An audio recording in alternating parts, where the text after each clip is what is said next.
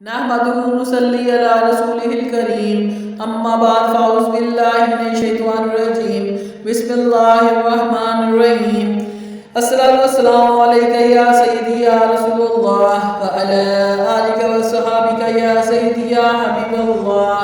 मेरे इस्लामी बहनों और भाइयों, अस्सलाम वालेकुम व रहमतुल्लाहि व बरकातुहू। मैं आपकी बहन यूट्यूब चैनल से बात कर रही हूँ।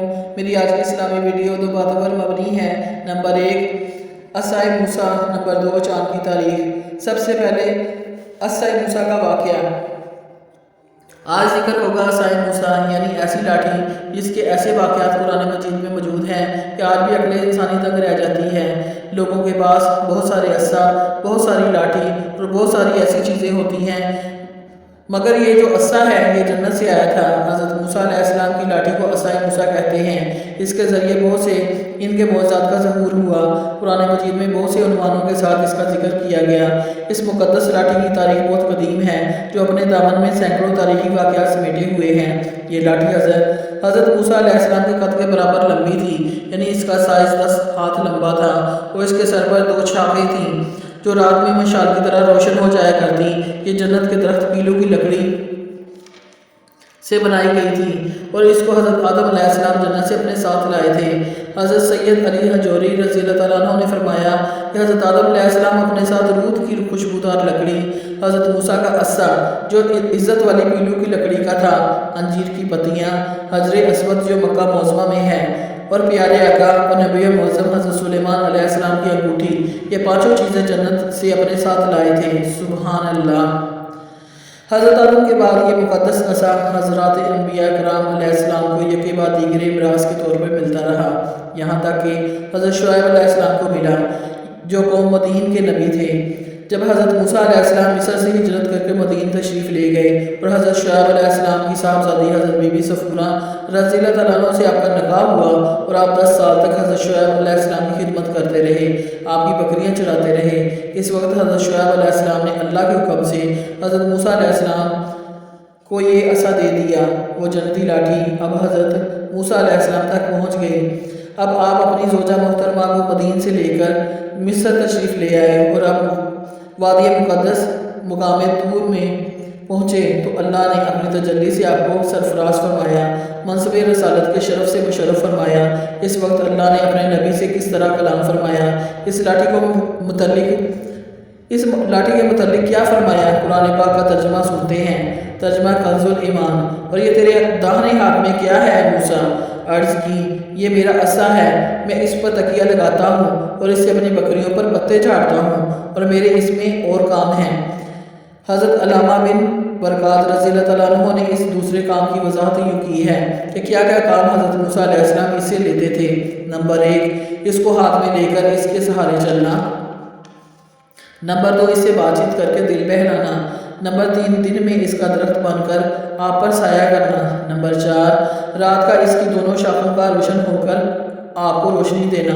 नंबर 5 इससे दुश्मनों, दरिंदों, सांपों, बिच्छुओं को वगैरह को मारना। नंबर 6 कुएं से पानी भरने के वक्त इसका रस्सी बन जाना और इसकी दोनों शाखों का डोल बन जाना। नंबर 7 बवक्त ज़रूरत इसका दरख्त बन जाना और आपकी ज़रूरत के मुताबिक हस्बे ख्वाहिश फल देना। नंबर 8 इसको ज़मीन में गाड़ देने से पानी निकल पड़ना। ये जन्नती लाठी, ये जन्नती असा कैसा कमाल का था कि कितने मौके पर हज़रत मूसा अलैहिस्सलाम के गोया वो काम आता था। जन्नत से जो आया था, हज़रत मूसा अलैहिस्सलाम इस मुक़द्दस असा से मज़कूरा वाला काम निकालते रहे, मगर जब आप फ़िरऔन के दरबार में हदायत फरमाने के गर्ज से गए तो आपको जादूगरों ने झुठलाया, तो आपके इस असा से बड़े बड़े मौजज़ात का ज़हूर होना शुरू हो गया। 3 मौजज़ात का जिक्र कुरान मजीद में मौजूद है। 3 मौजज़ात में से सबसे पहला मौज़ा असा अज़दहा बन गया। आइए सूरत ताहा पारा नंबर 16 आयात नंबर 65 से 70 इन 6 आयतों का तर्जमा सुनिए। तर्जमा कंजुल ईमान। बोले ए मूसा, या तो तुम डालो या हम पहले डालें। मूसा ने कहा बल्कि तुम ही डालो। जब ही इनकी रस्सियाँ और लाठियाँ इनके जादू के ज़ोर से इनके ख्याल में दौड़ती मालूम हुई तो अपने जी में मूसा ने खौफ पाया। हमने फरमाया डर नहीं, बेशक तू ही गालिब है और डाल तू दे, जो तेरे दाहिने हाथ में है वो इनकी बनावटों को निकल जाएगा وہ جو بنا کر لائے ہیں وہ تو جادوگروں کا فریب ہے، اور جادوگر کا بھلا نہیں ہوتا۔ کہیں آوے تو سب جادوگر سجدے میں گرا لیے گئے، بولے ہم اس پر ایمان لائے جو ہارون اور موسیٰ کا رب ہے۔ اس کا واقعہ یہ ہے کہ فرعون نے ایک میلہ لگوایا اور اپنے سب جادوگروں کو جمع کر کے حضرت موسیٰ علیہ السلام کو شکست دینے کے لیے مقابلے پر لگا دیا۔ اس میلے کا اہتمام میں لاکھوں کے مجمع تھا۔ مقابلہ شروع ہوا۔ حضرت موسیٰ علیہ السلام کے سامنے لاکھوں جادوگر تھے اور وہ اپنے طرح طرح کے جادوؤں سے حضرت موسیٰ علیہ السلام پر حملہ کرنے کے لیے تیار تھے۔ حضرت موسیٰ علیہ السلام اکیلے ان کے سامنے ڈٹ گئے۔ جادوگروں نے فرعون کی عزت کی قسم کھا کر اپنی رسیوں کو زمین پر پھینکا تو دیکھنے والے حیران رہ گئے کہ وہ ساری رسیاں سانپ کی شکل اختیار کر گئیں۔ اب پورے میدان میں وہ سانپ دوڑنے لگے۔ سب لوگ گھبرا گئے کہ اتنے سارے سانپ آ گئے، مگر حضرت موسیٰ علیہ السلام کی عطا سے حضرت موسیٰ علیہ السلام اللہ کی عطا سے اپنی جگہ ڈٹے رہے۔ فرعون بڑا خوش ہو رہا تھا۔ سینکڑوں سانپ حضرت موسیٰ علیہ السلام کی طرف چلے جا رہے تھے۔ اب حضرت موسیٰ علیہ السلام نے اللہ کے حکم سے وہ لاٹھی سانپوں کے بیچ میں رکھ دی۔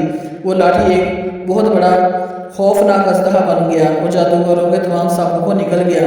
یہ معجزہ دیکھ کر تمام جادوگروں نے اپنی شکست کا اعتراف کر لیا اور یہ اعتراف کرتے ہوئے سجدے میں گر پڑے اور کہنے لگے ہم حضرت ہارون علیہ السلام اور حضرت موسیٰ علیہ السلام کے رب پر ایمان لے آئے، سبحان اللہ۔ دوسرا معجزہ، لاٹھی زمین پر مارنے سے چشمے جاری ہو گئے۔ قرآن کریم میں اس معجزے کو کیسے بیان کیا گیا، آئیے اس کا ترجمہ سنتے ہیں۔ کنز الایمان، پارہ نمبر 1، سورۃ البقرہ، آیت نمبر 6۔ بے شک وہ جن کی قسمت میں کفر ہے انہیں برابر ہے، چاہے تم انہیں ڈراؤ یا نہ ڈراؤ، وہ ایمان نہیں لانے کے۔ اس کی علماء نے جو تفسیر بیان کی ہے کہ بنی اسرائیل کا اصل وطن ملک شام تھا، لیکن حضرت یوسف علیہ السلام کے دور حکومت میں یہ لوگ مصر میں آ کر آباد ہو گئے اور ملک شام پر قوم عمالقہ کا تسلط اور قبضہ ہو گیا جو بدترین قسم کے غیر مسلم تھے۔ جب فرعون دریائے نیل میں غرق ہوا اور حضرت موسیٰ علیہ السلام کو فرعون کی چالوں سے اور اس کے والوں سے اطمینان ہو گیا تو اب اللہ تعالیٰ نے حکم دیا کہ قوم عمالقہ سے جہاد کیا جائے، شام کو ان کے قبضہ تسلط سے آزاد کرائیں۔ چنانچہ آپ 6 لاکھ کی بنی اسرائیل کی فوج لے کر جہاد کے لیے اس قوم کی طرف روانہ ہوئے، مگر ملک شام کی حدود میں پہنچ کر بنی اسرائیل پر قوم عمالقہ کا ایسا خوف طاری ہو گیا کہ بنی اسرائیل ہمت ہار گئے۔ انہوں نے کہا کہ ہم آپ کے ساتھ نہیں لڑیں گے۔ اس نافرمانی پر اللہ تعالیٰ نے بنی اسرائیل کے لوگوں کو یہ سزا دی کہ 40 سال تک وہ میدان تین میں بھٹکتے پھرتے رہے اور اس میدان سے باہر نہ نکل سکے۔